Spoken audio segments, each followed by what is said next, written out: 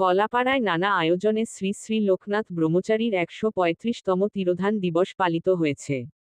পটুয়াখালীর কলাপাড়ায় নানা আয়োজনে পালিত হচ্ছে শ্রী শ্রী লোকনাথ ব্রহ্মচারীর ১৩৫তম তিরোধান দিবস।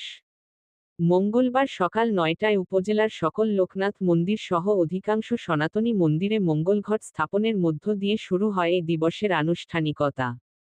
পরে পূজা অর্চনা ও বাল্যভোগ অনুষ্ঠিত হয়।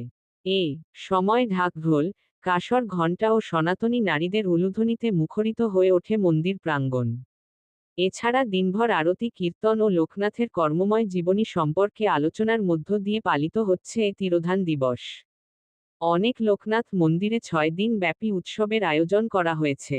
কলাপাড়া পৌরসভার চিঙ্গুরিয়ার বাসিন্দা লোকনাথ ভক্ত দেবাশিস শিকদার কালা বলেন, প্রতি বছরের মতো এবছর সকাল থেকে বিভিন্ন আয়োজনে শ্রী শ্রী লোকনাথ ব্রহ্মচারীর ১৩৫তম তিরোধান দিবস উদযাপন করছি লোকনাথ ভক্তরা।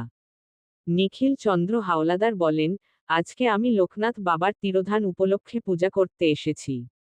পরিবার পরিজন ও সমাজের সবাইকে নিয়ে ভালো থাকতে পারি বাবার কাছে এই প্রার্থনা করেছি।